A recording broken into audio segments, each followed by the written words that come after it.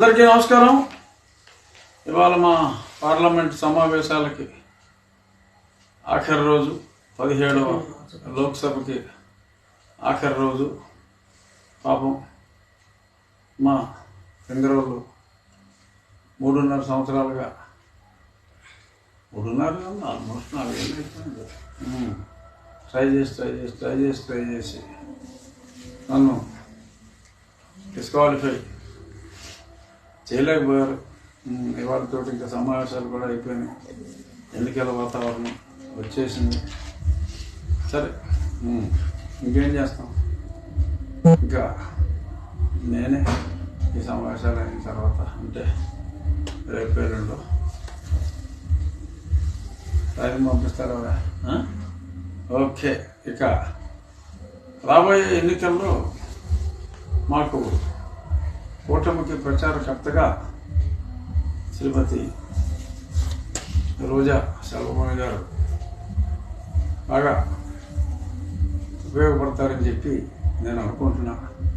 అది ఎలాగంటే మీకు డౌట్ రావచ్చు, నగర్లో పోటీ చేస్తున్నారు కదా అని. అది ఎలా అంటే ఒక చిన్న వీడియో చూపిస్తా, ఒక 30-40 సెకండ్ల వీడియో. అది చాలు మాకు. ఈరోజు ఆడవాళ్ళని హింసించడం ఎక్కువైంది అంటే దానికి కారణం మద్యం.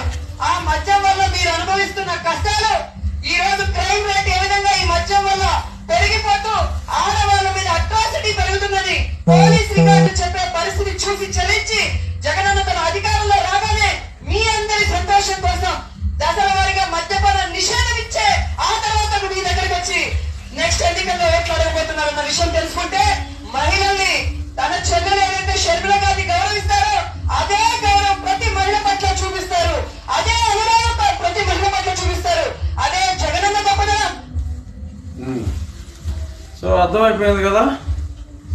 సో షర్మిల గారి పట్ల ఎటువంటి అనురాగం చూపెట్టారో అటువంటి అనురాగమే రాష్ట్రంలో ఉన్న మహిళలందరి మీద చూపెడతారని చెప్పి శ్రీమతి రోజా సెల్వమణి గారు చెప్పేశారు. అంటే ఏంటి, వారి వారి తండ్రులకి ఈ మహిళలు ఎవరో పుట్టలేదని, దిక్కుమాలిన దరిద్ర డాష్ కొడుకులతో మరి సోషల్ మీడియాలో పెట్టిస్తారా?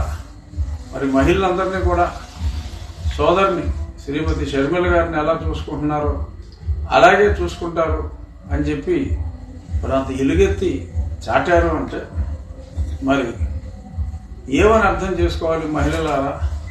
మీరే అర్థం చేసుకోండి. సొంత చెల్లెళ్ళు ఇద్దరు రోడ్డును పడ్డారు. ఒక ఆవిడ ప్రాణభయంతో ఉంది, ఇంకొక ఆవిడ కూడా సెక్యూరిటీ అడగడం జరిగింది. తగ్గించిన 1+1కి తగ్గించబడ్డ సెక్యూరిటీని ఏదో 2+2 చేశారు. కానీ ఎవరు మళ్ళీ వాళ్ళు స్టేట్ వాళ్ళే కదా, వాళ్ళతోనేగా ఇబ్బంది. సో ఒకటి, సో మహిళలకు ఏం జరుగుతుందన్నదే శ్రీమతి రోజా సెల్వమణి గారు సెలవిచ్చారు. అలాగే మద్యపాన నిషేధం గురించి ఆ తండ్రి కొడుకులు వచ్చి ఏదో మాట్లాడుతూ ఉంటారు, నమ్మొద్దు. మళ్ళీ జగన్మోహన్ రెడ్డి గారు చెప్పారు ఓట్లే అడగనని చెప్పారు. అసలు వారీగా ఎలక్షన్ నాటికి పూర్తిగా నిర్మూలించకపోతే ఓట్లే అడగనని చెప్పి కూడా చెప్పారు. మరి ఇప్పుడు దానికి ఏమంటారు?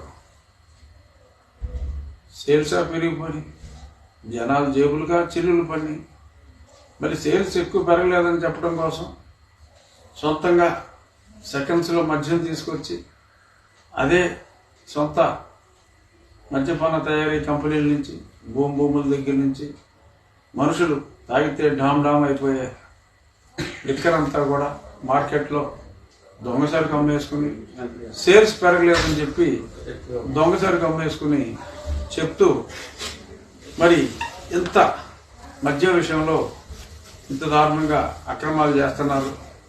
ఆ మద్యం మీద అప్పు రేస్ చేయడం కోసం తాలూకా ఆఫీసులు, కలెక్టర్ ఆఫీసులు ఇవన్నీ కూడా విశాఖపట్నంలో ఎలా తాకట్టు పెట్టారో కూడా మనం అంతా చూసాం. సో రోజా గారి వీడియో ప్లే చేస్తే ఆవిడ ప్రముఖ సినీ తార, రాజకీయ నాయకురాలే కాదు. సో ఆవిడ మాట్లాడిన ఆ 30 సెకండ్లు మహిళలందరికీ 1-2 సార్లు వినిపించి అది ప్రశ్నిస్తే శ్రీమతి రోజా గారు రాబోయే రోజుల్లో కూటమికి ఒక ప్రధాన ప్రచారకర్తగా మారుతారు అని మనం ఖచ్చితంగా చెప్పుకోవచ్చు. అఫ్కోర్స్ ఇలాంటి ఎన్నో ఉన్నాయి. అంటే తెలుగుదేశం, జనసేన, భాజపా కూటమికి. ఎందుకంటే ఇప్పుడు మీరు రాకముందు ప్లే చేశారు. రోజా గారు అందరినీ కూడా శ్రీమతి శర్మల్ని ఎలా చూసుకుంటున్నారో అలాగే చూసుకుంటారని భవిష్యవాణి వినిపించారు. అంటే తరిమేస్తే పర్వాలా, అసలు వారి మహిళలు ఎవరో వారి తండ్రులకు పుట్టలేదని ఇటువంటి క్యాంపెయిన్ కూడా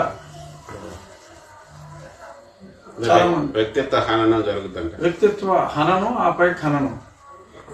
సో ఇలాగా జరుగుతుందని సూచనప్రాయంగా భవిష్యవాణి ముందే వినిపించారు.